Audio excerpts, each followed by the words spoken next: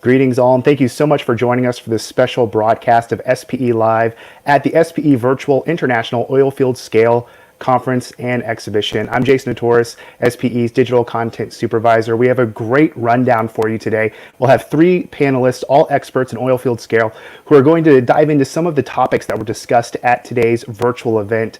Can't wait to get to some of that. We also want to hear from you, the audience. So leave your comments of topics that you want to discuss, questions that you may have for the panelists, or just questions on how to navigate the virtual platform as it is. You can always follow us also with hashtag SPE Live to get more content and more information, as well as SPE events for more Society of Petroleum Engineers events. So I'm now going to bring on my colleague Nils, who's going to kind of tell me a little bit of his one big takeaway from what was learned of day 2 of the Oilfield Scale Conference and Exhibition. Oh, thanks, Jason. What a great day. Another great day at the conference. So big takeaways for me. In fact, there's two really. It's today we talked about EOR, so enhanced oil recovery. So understanding that interaction, compatibility issues between EOR chemical treatments that we use in the reservoir and their compatibility, and some of the compromises we have to make with oilfield scale treatments. So, some real niche things there, but some real key items in terms of flow assurance in our reservoirs. And then the other big sort of takeaway also was the analytical techniques that we are evolving as an industry for looking at the produced water chemical content. So, that is basically what we measure to look at oilfield scale and the risk of oilfield scale. So how that chemistry changes with time. So some great analytical techniques looked at today, fluorescence, using chemical tracers, also looking at the particle size and mineralogy in the produced water and what that tells us about the oilfield scale risk in the reservoir. So some really, really interesting stuff. Great Q&A amongst the audience with the presenters. So some really high quality presentations, great discussion. So a really, really great day. And when we think about, a lot of the discussion has been about remediation and prevention of oilfield scale, but ultimately, if we have to do remediation, it puts a lot of stress on our wellbore. So, we have to think about the stress that's going to be placed on the lower completion, the upper completion. So, component failure and that sort of thing, material selection, very, very key. So there's a couple of good recent papers in SPE's OGF news letter about, here they are here, so how to optimize tubing material selection, and also research looking at the most failure-prone components. So related in an indirect way to oilfield scale, because when we do have to do these workovers, this is where our material selection and component failure really begins to be key. So we want to obviously minimize workover requirements, but if we have to do that, let us at least think in advance about, when we do our well construction, what materials are we going to use? What components are we going to use? What are the design? What are their failure criteria? So some key findings in those two papers. So I really recommend you check those out. Back to you, Jason, for a few things. Yeah, and Nils, I'm really glad that you brought this in with OGF in those papers. We'll actually put the links to those articles in the comments of the feed so that they're easy to access for everyone. But this really, the SPE Live initiative, as well as these virtual event platforms, is the whole of SPE coming together. You see the publications there contributing. Then on social media, we're going to have a bingo and a trivia for oilfield scale on our Instagram stories page. So go look for SP Engineers on Instagram if you want to play those, see if you can be a winner. We'll even have a little bit of trivia coming up here on SPE Live shortly.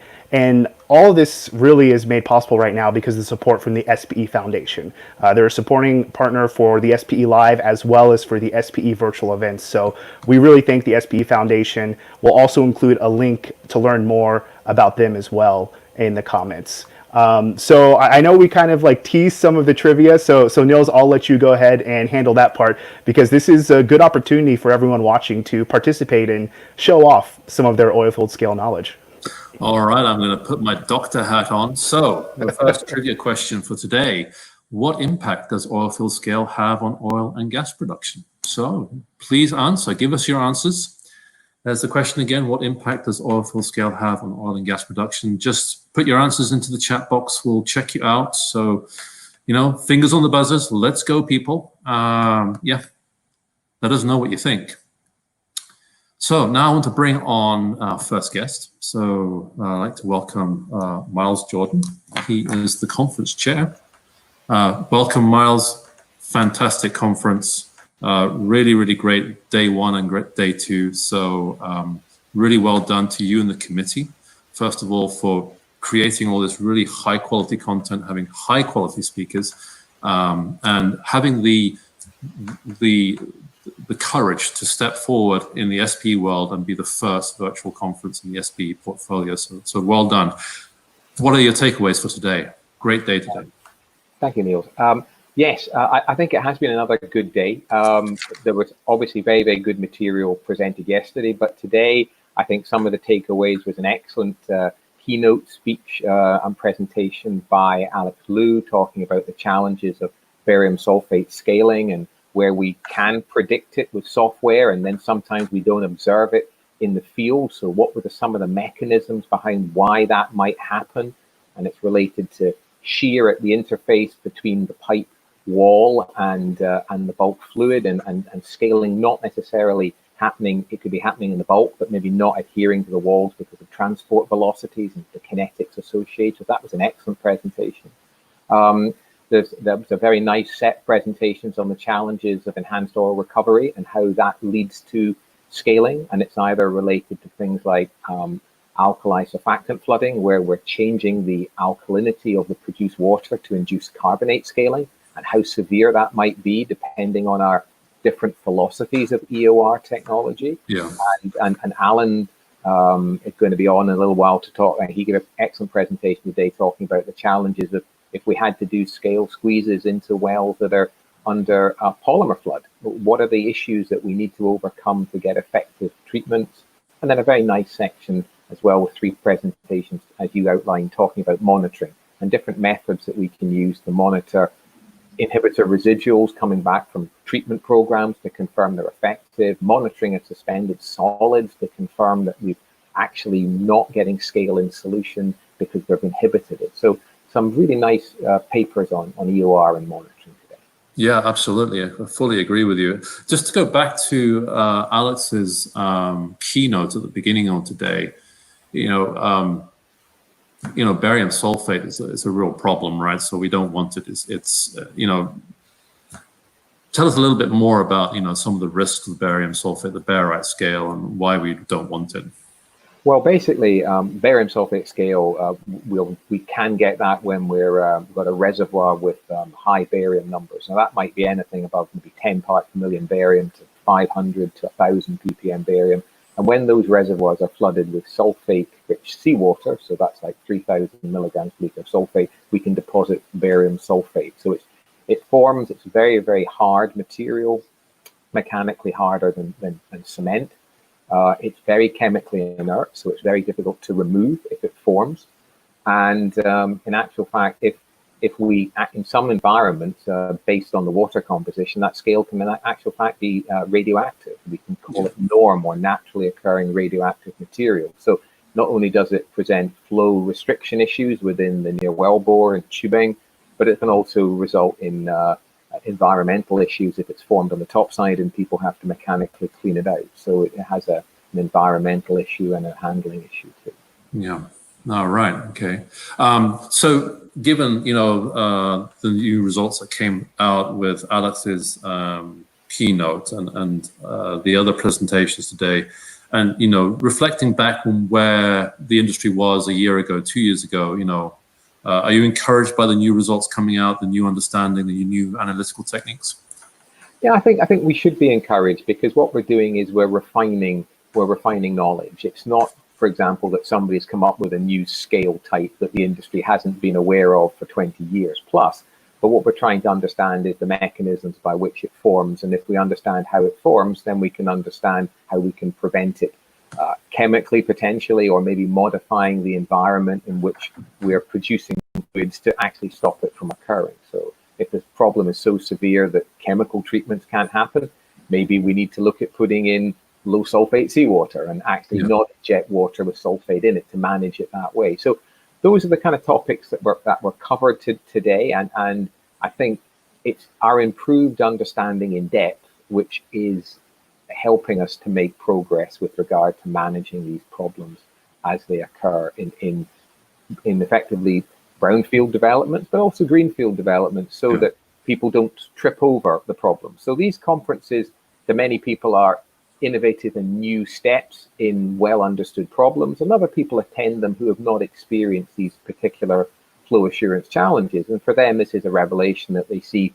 all the wide variety of issues with scaling and how those programs can be controlled and monitored. So I think it allows the experts and people new to the industry always to gain something from these types of events. Oh, excellent. Yeah, thank you for that. Yeah, that's really good. And on that note, I'm going to ask you, you want to have a crack at our trivia question? You know, what impact does oilfield scale have on oil and gas production? It has many impacts, but basically the main thing that it does is it restricts flow. And that restriction of flow, whether it be in the near wellbore or in the lower tubing or in the topside equipment, that's really what it does. It restricts flow and therefore reduces the economic recovery of a well. So that's why it's got to be managed. Perfect answer. Thank you. I am going to hand us over to Jason again to take us a little bit through the virtual platform that you guys have been using today and yesterday. So take it away, Jason. Thank you so much. Actually, right before we get to that, I'd like to go ahead and look at, we do have an audience answer that came in for the trivia too, so let's put them on the spot for a moment. Oh, sure, absolutely. Nils, if you could come back in with me, and then we'll pull the audience answer up full screen so everyone can see, and we can all. Thank you. Yeah, I don't want to ignore our audience. No, so yeah, the answer came in from Jessica Paula Ramirez Angulo. Yeah, she said blocks the pause and causes a decrease in production. So yeah, that's going to be the, I mean, I'm maybe stepping out of my domain here, so I'm speaking on behalf of others who are more expert than me, but, you know, certainly that's a near wellbore damage where you have the scale forming within the formation, just inside the wellbore wall, scaling there and causing that reduced permeability and reduction in pore space. So yeah, absolutely reduces permeability within the formation. And then as Miles was alluding to, it's really in the lower completion and upper completion where the real danger lies in that restriction in flow area and flow capacity. All right. Well, so thank you, audience, for participating. We'll have more trivia as we go along. Again, you can find trivia and oilfield scale bingo on SP Engineers on Instagram. So talking more about the event platform and having an opportunity to register and participate.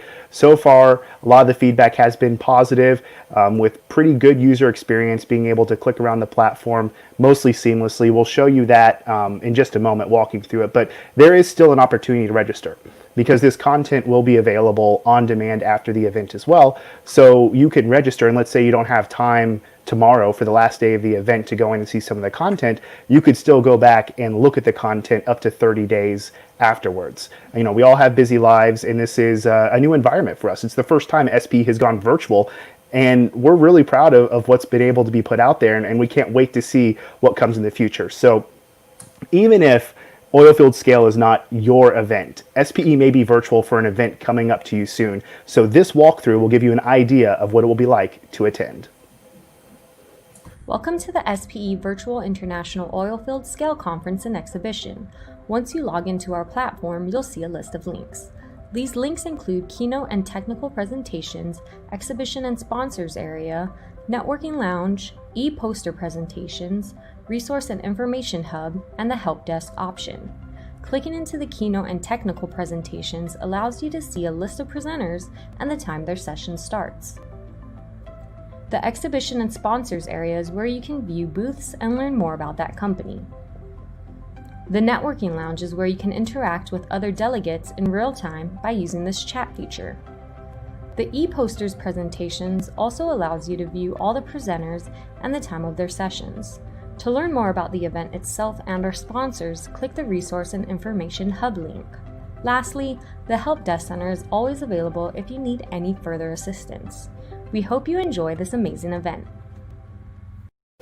And if you would like to see more Oilfield Scale content, we have it on our LinkedIn event page. Just head over to SPE's LinkedIn profile page. There's a tab there for events. And this event has its own page and its own feed, so you can see other content on demand there as well. And SPE's live and on demand content, we had 2 previous lives, one of which contained a keynote speaker. Shikari was on from Equinor SA and talked about mature fields, another oil field scaled live. So we have lots of content there for you to use, for your knowledge, for you to grow on. So please do take advantage of that. So I'd like to bring on a few panelists now and really dive a little bit deeper into some of the topics that were discussed today, and then also a nice look ahead to tomorrow as well. So Nils, can you go ahead and introduce everyone? Yeah, thanks, Jason. So joining me on the sofa again, well, joining Miles on the sofa, I should say. So we have Dr. Amy Khan and Alan Batata. Hi, guys. Welcome to the show. Amy, you are the co-director of the Brine Chemistry Consortium at Rice University, and Alan, you are a research associate in polymer EOR at Heriot-Watt University. So you're also part of a joint industry project there at Heriot-Watt. So Alan, you gave a really great presentation this morning on EOR and impact on oilfield scale. Amy, you were session chair yesterday and very active in the Q&A today also. So let me turn to you, Alan, first. So give us an impression of the presentation today and the Q&A that you got. And yeah. Oh, thanks, Niles.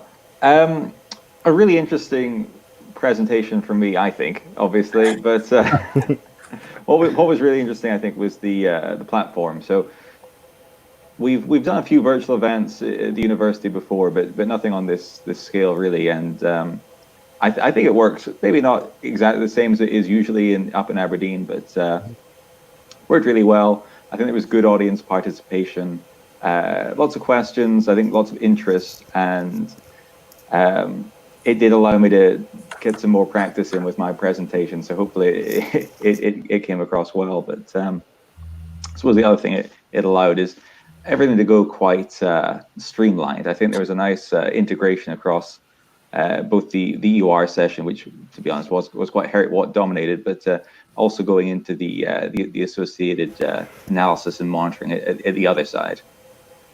Yeah, thanks, Alan. Yeah, that's really good. So, in terms of the Q&A that you got for your presentation, there was a lot of discussion, a lot of interest in terms of, the impact of the polymer chemistry on scale inhibition chemistry. Can you tell a little bit about that? So we've got a few challenges with EOR and scale, and that was demonstrated across all the presentations. But in particular, when it comes to polymer flooding, we're introducing another chemical into the production stream that is obviously going to have some degree of interactions with our inhibitor chemistries. In our case, we're examining a squeeze type prevention scheme. So we're injecting in a adidaphosphonate into that near wellbore zone of the production well. The polymer is already there. What's going to happen? Well, what happens is that polymer layer can prevent our inhibition chemical from absorbing on to the reservoir surface. And if our inhibitor isn't able to absorb, it's not able to provide a long lifetime for the scale prevention treatment. So it can be quite a significant impact. So obviously, the less time our well is protected, or the shorter time we're able to get out of a single treatment, the more treatments we'll need to apply before we're in danger of damaging the well, as Jessica pointed out, with the precipitation and the loss permeability in the near wellbore zone, or as Miles says, restrictions in the production pipe work. Okay, thanks, Alan. That's really good. Thank you. So turning to you, Amy. So as I said, you were session chair yesterday, very active today also. What have been your key takeaways so far? Given your experience with the Brine Consortium in Rice. Sure. This is one of our most important conference that I go to. Typically, because we're in the university, we typically get to see what's the real world research need is. I would like to point out that Alex is one of our students. And it is through this kind of communication we figure out that this is an important problem. We encourage Alice to work on that. And it is actually echoing the first keynote speaker, Carrie Ronstadt. She comes from an operator standpoint in telling us that the current ability of prediction of the scale risk is not good enough. And what Alice was doing is exactly trying to solve the problem. Although Carrie talked about calcite and Alex talked about barite, but they are talking about the same question. And one is presenting the question, the other one is trying to solve the problem. So I thought that is very interesting. And I also enjoy the virtual meeting that allow more people to participate because everything is very far for us to travel to. All right, thank you, Amy. That was a really, really good summary of just that sort of balance between industry and academia, and the research that Alex was presenting in the keynote this morning, as Miles alluded to earlier in the program, is sort of that was really key in terms of understanding the kinetics and the kinetic impact on scale formation and that sort of thing. I'm going to ask all of you, sort of looking ahead to day 3 tomorrow, the final day of the conference. We're going to be looking at sand control, and I'm trying to Miles remind us what we got coming up tomorrow. Well, we've got a section on iron sulfide control. Iron sulfide being a significant scaling issue, predominantly onshore land-based sour systems. We've got another section on improved scale prediction. So looking at the subtleties of how do we carry out scale predictions? Where are the issues? Is it the raw data? Is it the software that does the prediction? How can we do those predictions better? So there's 3 papers on that. And then there's a range of papers looking at factors, and mainly case studies. In fact, one of the presentations is mine, where we're looking at the development of scale squeeze treatments that last 24 months of production. So we're taking our treatment lives away from the more conventional 12-month squeezes to 24 months, and what are the factors we need to consider? And we're sharing some field examples of operators who are taking those squeeze treatments to that length. So I think it will be another good session. So there's basically 3 sessions of 3 papers, no e-posters tomorrow, but I think it will still be a very good block of new and innovative work. And Miles, following up kind of on what you were just mentioning and what Amy alluded to a little bit earlier, I think what's interesting with this is how global this event can be, how international the event can be for people who may not have been able to travel even pre-COVID, to actually help share in this knowledge and learn from other case studies, like which is coming up tomorrow again. Can you talk to that a little bit? Yeah, certainly. I mean, traditionally, the conference has been an event which has had an attendance of around about 150 people attending. And we know already that from registration that we were in excess of 200 people at the event. So we've already been able to open it to a broader range of people. And I think when we look at the demographics and we look at the geographic range of people attending, I think it'll be possible to see that there has been a broader geographical range for people coming, because fundamentally they're not having to get that travel budget approved to come here. And obviously, even without COVID, that the travel budget would have been an issue in our reduced oil price environment that we're in. So I think that's kept the event as a viable one for people to come to. I think we wouldn't have had this attendance level if the SPE hadn't been brave enough to put it as a virtual. I think if we'd stayed with it, even if we'd moved it 6 months down the road and we'd be doing it in early 2021, I think we wouldn't have got 300, 200 plus people attending. So I think the virtual events allowed more access to it, and I think that's a great thing. That's a great thing from the perspective of the committee and the authors who put the time into writing the papers, because people get to see their work, and that's the nice thing. People get to present their results, and people get to ask questions and discuss it. So I think that's really where the satisfaction comes from the people who are the authors, somebody asks a question about their work, they're interested. They want to understand how it applies to them. And I think that's been able to happen with the virtual event, where we probably wouldn't have had the attendance numbers if we'd gone for the real thing in 6 months' time or 9 months' time. Thanks, Miles. So, Amy, Alan, what are you looking forward to hearing tomorrow from the final day? Of course, for the researcher, iron sulfide will be a very interesting topic. It's an unsolved problem.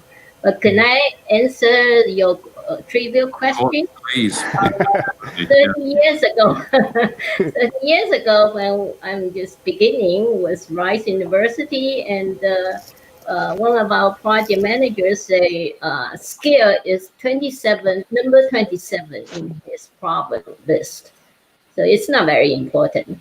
But 10 years ago, somebody else, another producer, said it is number 3 problem in the oil industry. And I suspect today it may be number 1 problem in oil field. Yeah, I think that's very true, actually, considering it's all about flow assurance and maximizing oil production. So yes, scale is right there, being very, very important. And I mean, can I just jump in there? Because I think just to back out Amy's point from a service company's perspective, in terms of a product line that we sell chemicals, scale is the largest product line that we sell chemicals to. So it vies with corrosion. So between corrosion and scale, they're the 2 largest volume chemical sales globally, with EBs in 3rd place. So it is a massive chemical volumes that are being sold, and that must reflect an industry-wide problem in managing. All right, thank you. Alan, any thoughts about tomorrow? Well, obviously, as Amy says, sulfide scales is really the big challenge that is still outstanding, both in terms of solving and as maybe some people saw today in the poster session, even working in the laboratory trying to evaluate sour systems and inhibit them is very challenging. Not just it's a difficult system, but it's a very dangerous system. So advancements in that area are really quite exciting to see. And obviously, just to suck up to Miles, obviously very interested to see what he'll be doing. Again, it sounds quite obvious. Why wouldn't I want to protect my well for longer? But I'm sure Miles will explain to us, why that's maybe not as simple as it sounds. Someone wants to be a keynote soon. Yeah. Miles, you want to respond to Alan's question there? It's very kind. Alan is going to be very kind because we do sponsor his project. So I suspect that might be one of the reasons. I have to be. But I think the overall content from everybody that will be presenting tomorrow will be good and will be interesting, and it will range from R&D presentation from universities. It will range from case studies from operators. So every facet of the industry will be presenting on the topics tomorrow. So it will be a good mixture. You're even getting the dogs excited about it. That's fantastic. And there's still time to register too. Link is in the description of this live broadcast, as well as in the comments. We're making it easy for you. Or if you feel like writing it down, go.spe.org/oilfieldscale-live. And there's still an opportunity to register and take advantage of all this great content and information and just the bonuses that come with the virtual events. We're so excited to get back to the in-person, face-to-face events.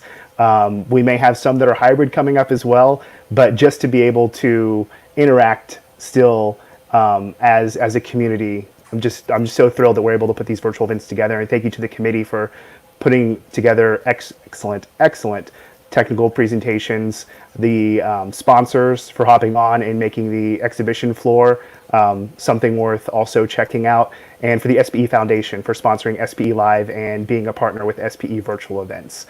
I think that's going to about do it for us. We're going to go ahead and say that we hope that we can see you tomorrow as well. We'll have one final recap video with a whole all-star slew of guests coming in to join us to discuss how the conference went, SPE looking forward in this virtual realm. Until then, just wanted to say that we hope that you have a safe and a great rest of your day. Thanks.